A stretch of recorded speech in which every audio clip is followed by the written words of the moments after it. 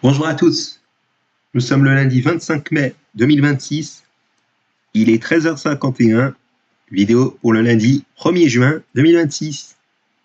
Alors, quel était l'archive qu'on avait fait il y a 9 mois jour pour jour sur la chaîne d'Arthur 72 Le Diable? Vous avez dit le Grand Prix Moto du Japon 1998, et bien vous avez gagné. Puisque, en effet, 9 mois plus tard, lundi 1er juin 2026, c'est-à-dire le Grand Prix du Japon 1998 qui a été publié le lundi 1er septembre 1990, 9 mois plus tard, lundi 1er juin 2026, vous avez le Grand Prix du Japon 2003. Et ouais, 5 ans d'écart en 9 mois, si j'ai envie de dire. Donc, c'est quand même fou. Vous allez me dire dans les commentaires. Et bien, effectivement, vous allez me dire dans les commentaires, est-ce que pour les 1 an de la première archive de MotoGP, est-ce qu'on sera au Grand Prix du Japon 2004? Et bien, ça, on verra bien, d'après ce que j'ai noté dans le programme des archives de MotoGP, bien évidemment.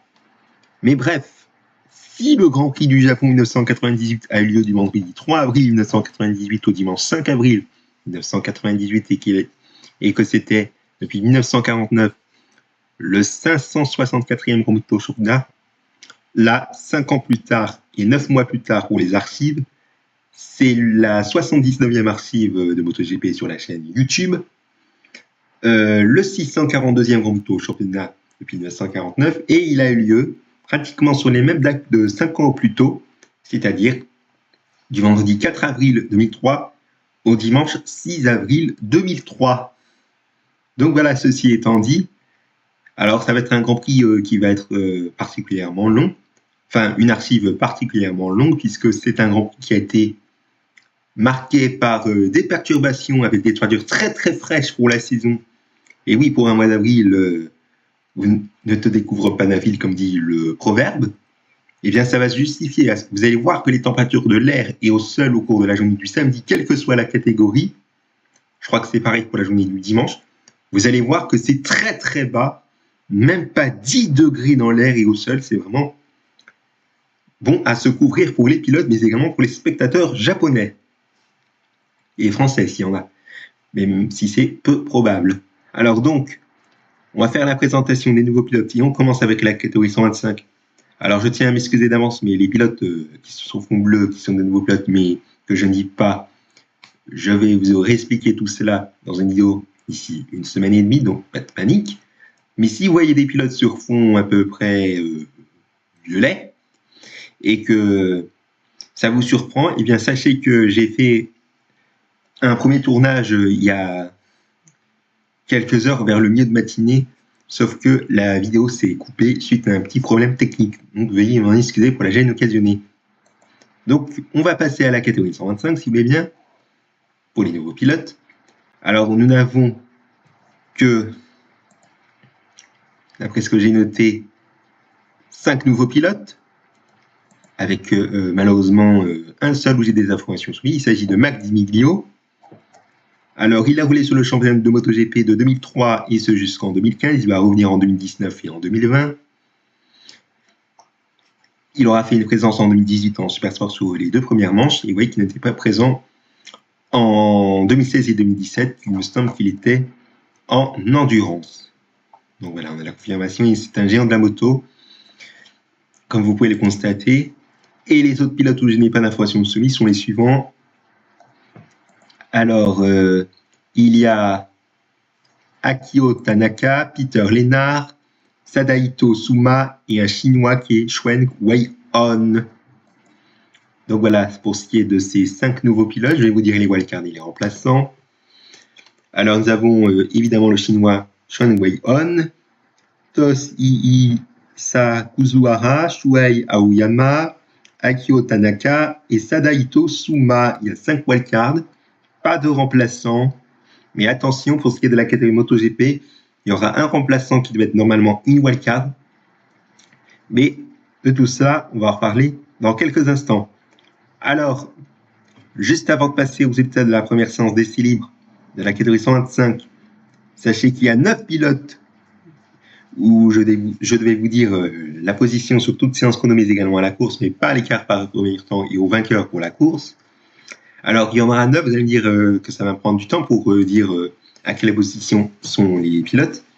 Alors, comme ils sont très nombreux, malheureusement, je ne vais pas les dire à l'oral. Donc, je vous prie de m'en excuser pour la gêne occasionnée. Mais ces 9 pilotes sont Dani Pedrosa, Andrea Dovizioso, Jorge Lorenzo, Tom Luthi, Marco Simoncelli, Casey Stoner, Alvaro Bautista, Simone Corsi et Matt Di Miglio. Donc voilà pour ce que c'est ces 9 pilotes que vous retrouverez dorénavant leur position pendant ce championnat 2003, ce qui sera pareil en 2004, mis à part un pilote qui va sauter de catégorie. Donc voilà. Donc vous retrouverez leur position sous un format que vous verrez cela dans le commentaire anglais. Voilà. Pour ce qui est de ces 9 pilotes. Et donc voilà. Notez-le bien. Je vais vous le rappeler dans la vidéo de mercredi, mais également de pour celle de la semaine prochaine. Pour ceux qui ont oublié déjà après cette vidéo. Mais bon, même si vous le savez déjà, je vais vous le rappeler quand même. D'ici là, voici les résultats de la première séance d'essai libre.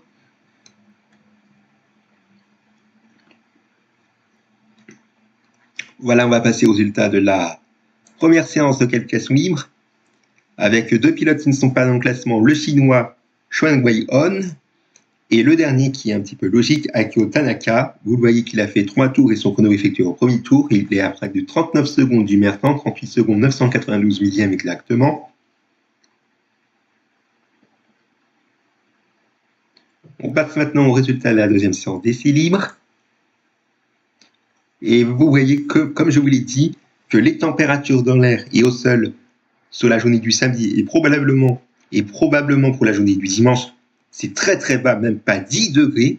Et on voit bien avec la deuxième séance d'essai libre, la catégorie 125, 8 degrés dans l'air, oui, vous avez bien entendu, et 7 degrés au sol. Et avec un taux d'humidité à 99%, et bien forcément, c'était un temps à se couvrir pour les pilotes, mais également pour les spectateurs. Et d'autant plus que la piste, il me semble, elle était wet, c'est-à-dire humide ou mouillée. Et d'autant plus que nous avons un écart assez grand entre le premier et le deuxième, de 1 seconde 360 millième temps entre le Hongrois Gabor Maxi et Casey Stoner. Et d'autant plus que les deux derniers sont au-delà des 15 secondes de temps qui sont quand même classés. Le chinois Xuan Wei-on à 16 secondes 752 millième temps. Et le dernier, le Hongrois Peter Lennart. Un seul unique tour et son chrono, il y a 7 minutes, 19 secondes, 596 millièmes du meilleur temps.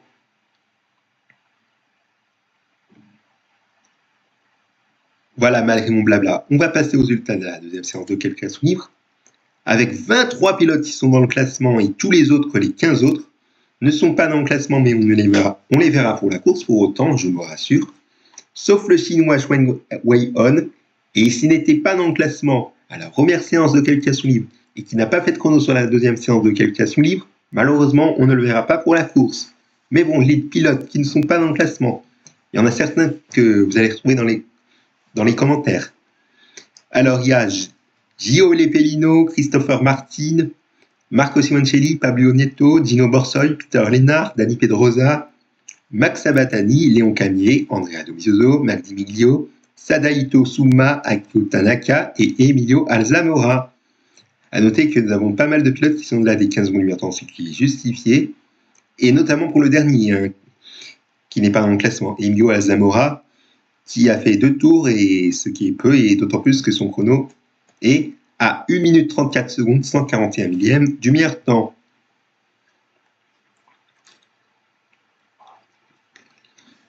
Voilà, et vous avez noté aussi qu'entre le deuxième et le troisième, il y a un écart tout aussi grand, un peu plus de 2 secondes, ce qui est quand même énorme. Et notez que les températures sont restées toujours aussi fraîches pour cette deuxième séance de qualification par rapport à la deuxième séance d'essai libre. 8 degrés dans l'air et 6 degrés au sol, c'est vraiment très très froid pour la saison. Et avec 86% d'humidité, on s'en doute que ça s'est pas vraiment amélioré au niveau des conditions, au niveau météo. Mais bon, on va passer au résultat du warm-up. Alors au warm-up, nous avons pas le chinois, comme je vous l'ai dit, et je vais vous montrer les températures dans l'air et au sol, ça s'améliore toujours pas, 7 degrés seulement, et toujours un taux d'humidité bien élevé, 86%. Et nous avons les 4 derniers qui sont quand même classés malgré le fait qu'ils soient au-delà des 15 secondes du meilleur temps. Imeruto à 38 secondes 838 millièmes du meilleur temps.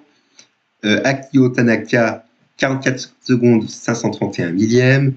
53 secondes 373 millièmes pour Stefano Bianco. Et Sadaito Suma qui a 55 secondes 568 millièmes du meilleur temps. A noter que les 3 derniers, vous avez vu que leurs chronos ont été effectués au premier tour de ce warm-up. Voilà, malgré mon blabla, on va passer aux résultats de la course. Alors, nous avons 27 pilotes qui ont franchi le drapeau à Dany et 10 abandons, auxquels vous l'avez vu dans le commentaire épinglé, Casey Stoner et Jorge Lorenzo.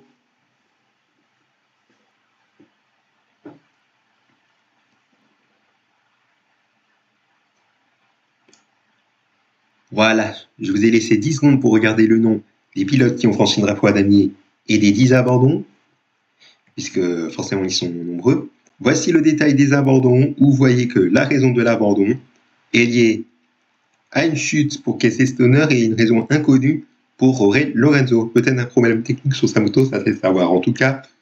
Et à noter que Lucio Cecchineno, qui est le team manager à ce jour de LCR Honda, je vous le rappelle, devait finir la course en vainqueur, mais il a été pénalisé pour 30 secondes.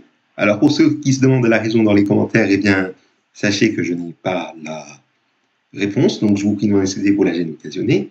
Mais si vous l'avez, n'hésitez pas à me le dire dans les commentaires. Merci de votre compréhension.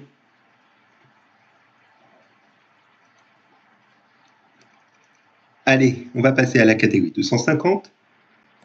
Alors, on va vous montrer les résultats de la première séance des cibles. Je vais vous dire les wildcards et les remplaçants puisque sachez-le, il n'y a pas de nouveaux pilotes malheureusement. Donc voilà. Alors, comme wildcard, nous avons Tomoyoshi Koyama,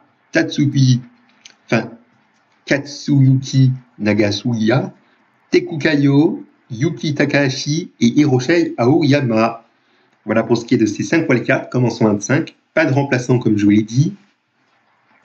Et donc, on va passer au résultat de la première séance de cible et je vais dire à l'oral la position de Randy Depugnet, puisque vous l'avez remarqué que je vous l'ai dit, que Casey Stoner figure dans les 9 pilotes où vous retrouvez dans le commentaire épinglé des 9 pilotes géants de la moto qui sont en 125.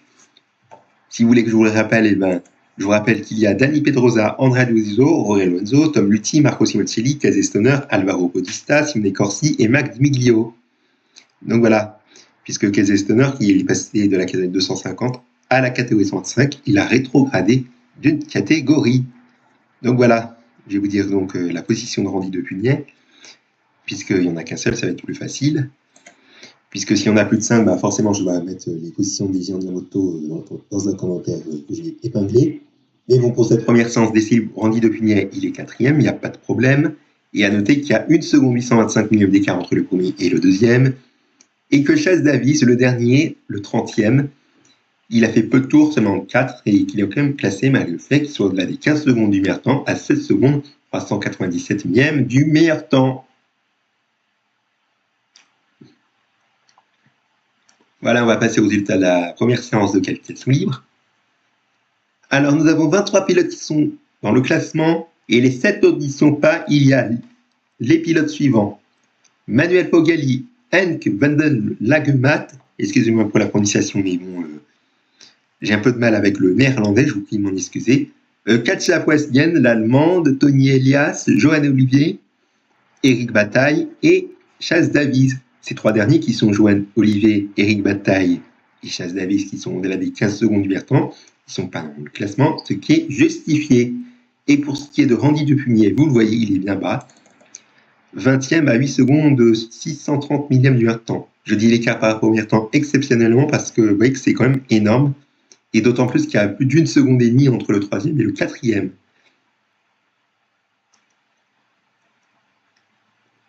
Voilà, on va passer aux résultats de la deuxième séance d'essai libre. Alors, nous avons pas de chrono pour Hiroshei Aoyama, mais on le verra pour le reste du Grand Prix. Je vous le rassure, si vous êtes fan de ce pilote japonais. Et on voit que les températures dans l'air et au sol, c'est un peu plus doux par rapport à la catégorie 125, mais ça reste toujours aussi frais. 11 degrés dans l'air, 82% du taux d'humidité et 10 degrés au sol.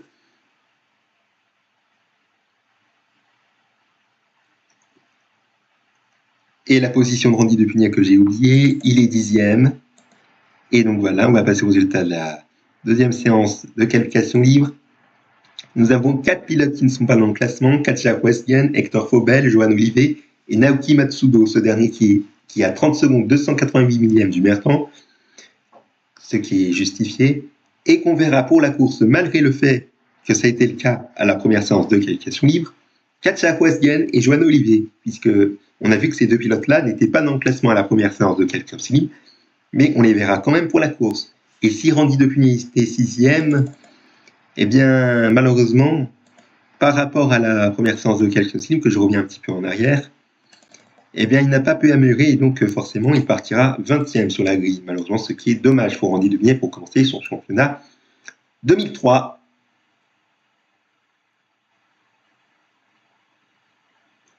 Voilà, on va passer au warm-up. Alors, au warm-up, et vous l'avez vu qu'il avait fait 9 degrés dans l'air au cours de à la deuxième séance de qualifying, il y avait 8 degrés au sol et un taux d'humidité à 93%. Au warm-up, ça s'améliore un tout petit peu, toujours 9 degrés dans l'air, 75% d'humidité et 10 degrés au sol. Mais bon, au warm-up, nous avons le meilleur temps pour Randy Depugnet, ce qui est une bonne nouvelle. En 2 minutes, 10 secondes, 377 millièmes. Tandis que le dernier, il est quand même classé, son compatriote Hugo Marchand. Vous voyez qu'il a fait un seul unique tour et à 33 secondes, 34 millièmes du meilleur temps de Randy Depugnet. Voilà, on va passer au résultat de la course. Alors, à la course, nous avons 20 pilotes qui ont franchi le drapeau à damier et 10 abandons, dont Randy Depugnet. Aïe, aïe, aïe. Ça démarre mal pour Randy Depugnet, le champion de 2003, mais en même temps, comme il est parti loin, c'est sans regret.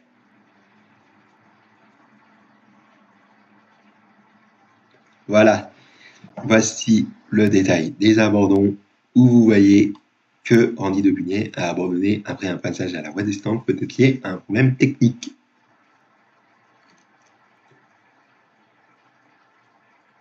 On va passer maintenant à la catégorie MotoGP, avec une information à la fin qui est très importante. Donc pour ce qui est de la catégorie MotoGP, il y a bien évidemment des nouveaux pilotes, comme je vous l'ai dit. Alors nous avons 4 nouveaux pilotes.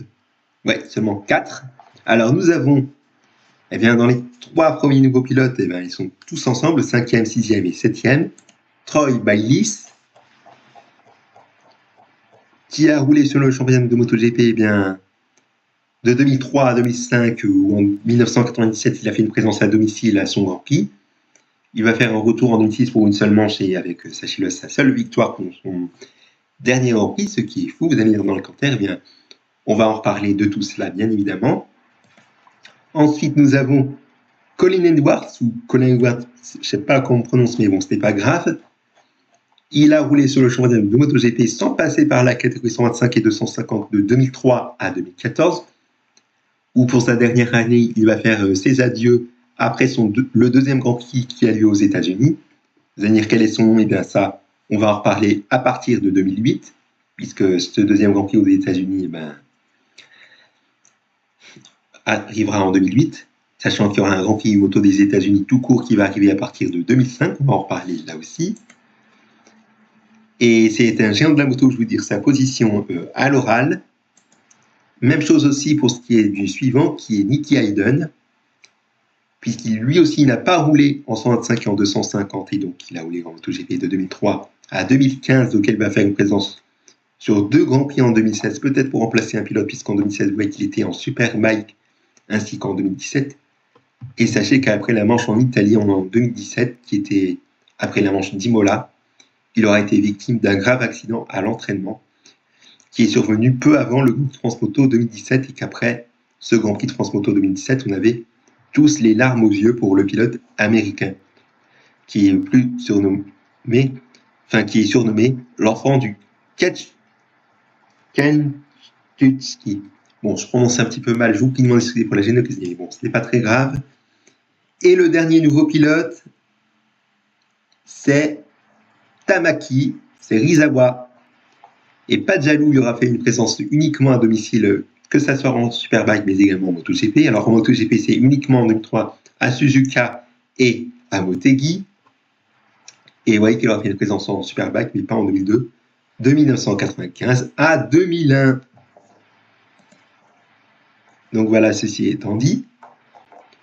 Et donc, au niveau des wildcards et des remplaçants, nous avons Tamaki Serizawa, justement, Akira Yanagawa et Norifumi Abe, ce dernier qui va remplacer Marco Melandri. Alors, c'est pourtant le premier Grand Prix de Marco Melandri. Alors, vous allez dire que c'est surprenant de remplacer un pilote engagé en tant que de remplacer un pilote alors qu'il doit être en wildcard. Et bien, sachez que c'est un scénario qu'on va retrouver dans quelques archives, dans très longtemps, je ne sais pas quand exactement, mais soyez à l'écoute. Puisque vous voyez que Norifumi Abe sur cette première séance, il devait être en wildcard pour Yamaha Racing Team, mais il va remplacer Marco Melandri du team Fortuna Yamaha Team. Et d'autant plus qu'à la première séance d'essai, vous voyez qu'il a fait peu de tours et qu'on ne le verra pas sur le reste du Grand Prix, malheureusement. Mais bon, voici donc ces résultats de la première séance que vous voyez. Je vais vous dire à l'oral les positions de Valentino Rossi, Colin Edwards et de Nicky Hayden. Donc, alors Valentino Rossi, il est 2e. Colin Edwards, il est 8e. Et Nicky Hayden, il est 16e.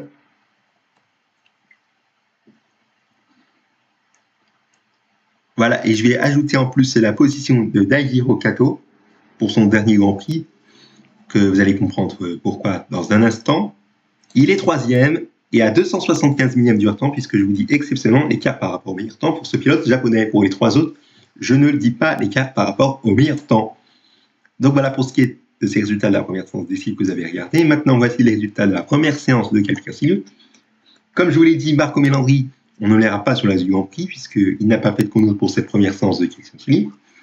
Autrement, Valentino Rossi fait le meilleur temps en 2 minutes 6 secondes 838 millièmes. Colin Edwards, il est 9e.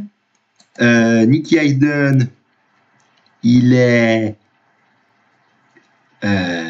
avant-dernier, 23e. Et Daihiro Kato, 11e, à 2 secondes 266 millièmes du meilleur temps. À noter que c'est justifié pour ce qui est que Jeremy McWilliams n'est pas dans le classement, à 18 secondes 490 millièmes du meilleur temps. Voilà, on va passer au résultat de la deuxième séance d'essai libre. Et comme je vous l'ai dit, Norifumi Abe ou Norikabe, comme vous voulez, remplace bien Marco Melandri, puisque sa wildcard de Yamaha Factory Racing, si je ne me trompe pas, ah non, Yamaha Racing Team, excusez-moi pour la petite erreur. Sa wildcard a été donc supprimée, mais pour autant, on va retrouver ce japonais en tant que wildcard sur 2 Grands Prix quand même, et que Marco Melandri sera bien présent. Donc voilà pour ce qui est de cette information.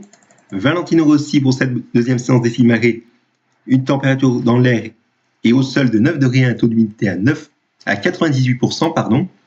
Il fait le meilleur temps en 2 minutes 20 secondes, 142 millièmes, si j'en dire. Et Colin Edwards et Nicky Hayden sont tous les deux ensemble, 8e et 9e respectivement. 8e pour Colin Edwards et 9e pour Nicky Hayden. Tandis que Daihiro Kato, il est 21e à 6 secondes, 968 millièmes du meilleur temps.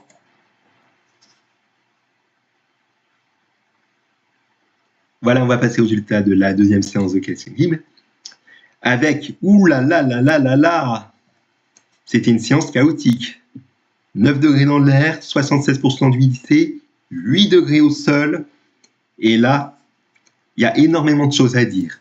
7 pilotes dans le classement, 4 pilotes qui n'ont pas fait de chrono, et le reste n'est pas dans le classement, mais qu'on le verra pour la course. Attention, il y a un pilote qui n'a pas fait de chrono, mais qu'on ne verra pas pour la course. Peut-être blessé là aussi, comme Marco Melandri, mais qui ne va pas être remplacé pour le dimanche, il ne faut pas exagérer non plus.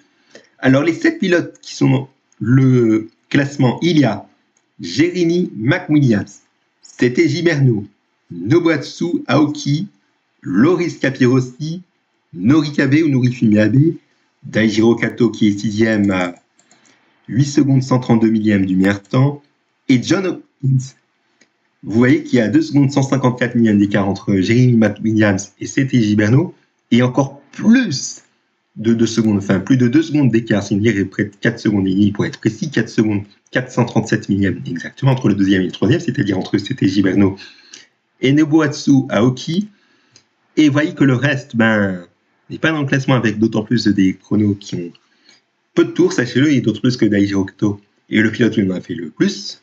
Donc les pilotes qui ne sont pas dans le classement sont Valentino Rossi, qui est pas très loin d'être classé, sachez-le, à 9 secondes 587 millième du temps. Je vous dis sa position, l'écart par rapport au temps exceptionnellement, avec en plus Nicky Hayden et Colin Edwards. Mais les autres pilotes, avec Nicky Hayden qui est justement à 11 secondes de 742 millième du temps, et Colin Edwards, ce qui est énorme, 37 secondes 977 millième du temps. Et les autres sont Max Biaggi, Gary McCoy, Olivier Jacques, Andrew Pitt, Makoto Tamada, Toru Ukawa, Troy Bayliss, qui est 1 millième de faire 19 secondes pile du meilleur temps, Noriki Hada, Akira Yanagawa, Tamaki Serizawa, qui est à 5 minutes 25 secondes 332 millième du meilleur temps, ce qui est énorme, et encore plus pour ce qui est de Shinya Nakano, son chrono qui est 44 minutes 40 secondes 137 millièmes, ce qui est à 42 secondes, enfin 42 minutes 26 secondes 126 millièmes du temps. Vous allez me dire que c'est énorme, et bien effectivement c'est vraiment énorme. Alors là franchement c'est vraiment un gros blabla ce que je vous dis pour cette deuxième séance de calcul, donc je vous prie de m'en excuser si c'est un petit peu long. Mais en tout cas, je vais vous laisser 10 secondes pour regarder ces résultats qui sont tout simplement complètement dingues.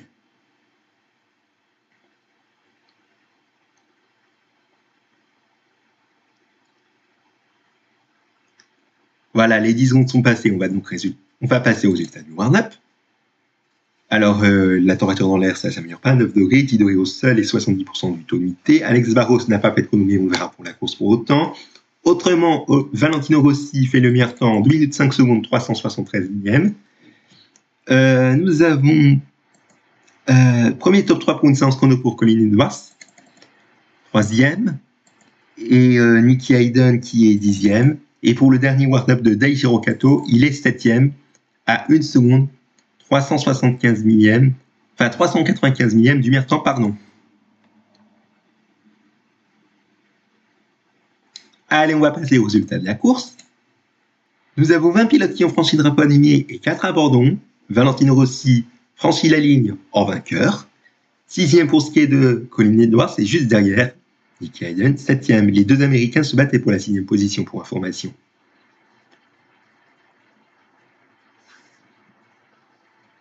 Voilà, on va passer aux détails des abandons maintenant.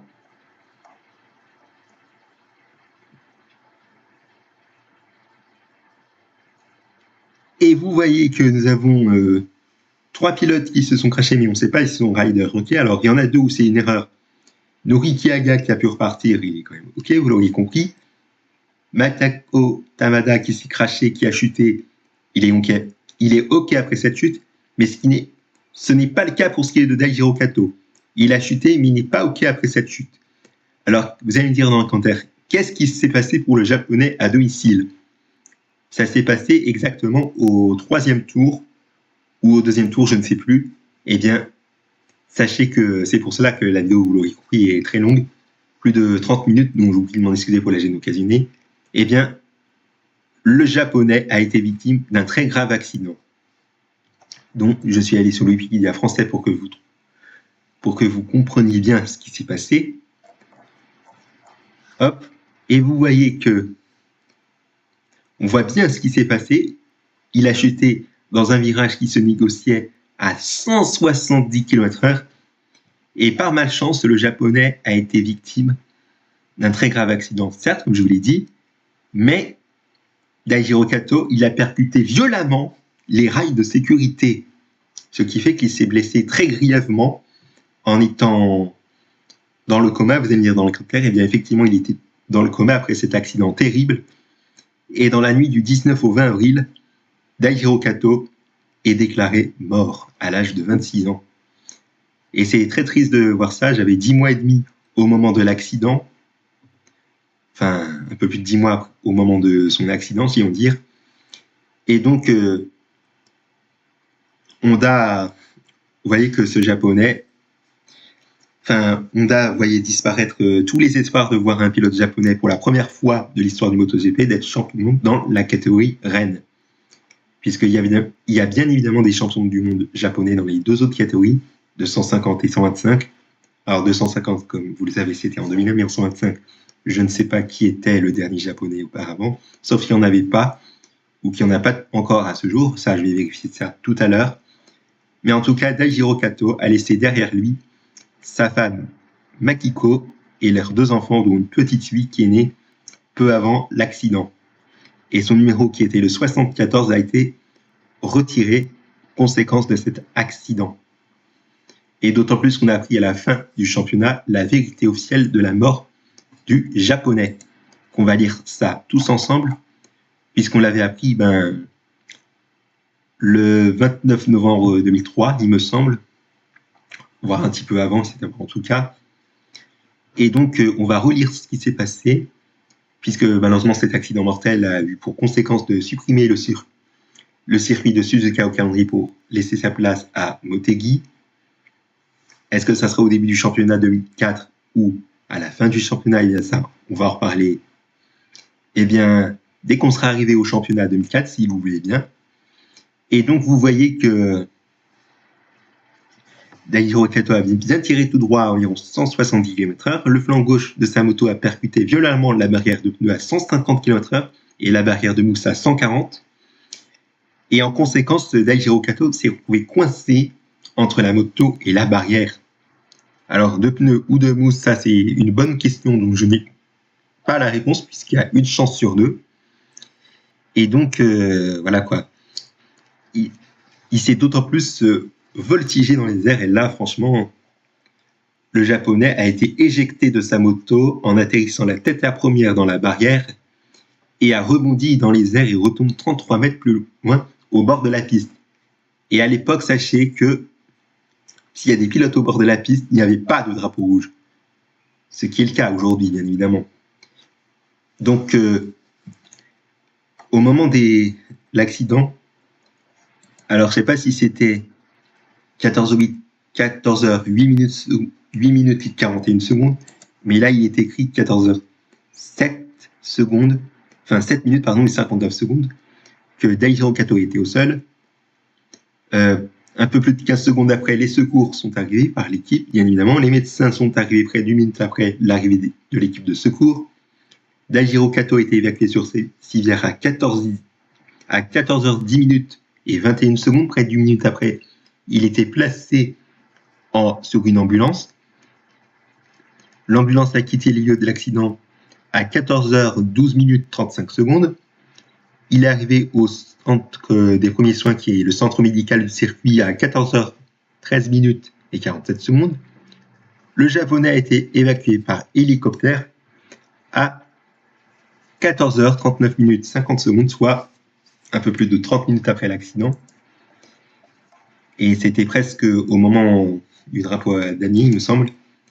Et pratiquement au moment du drapeau à damier, Daijiro Kato était arrivé à l'hôpital, ce qui fait que l'hélicoptère s'est posé à 14h44. Donc voilà pour ce qui est de ce récapitulatif assez complet. La commission d'enquête nommée par Honda a été faite 5 jours après sa mort, 5-6 jours après sa mort exactement.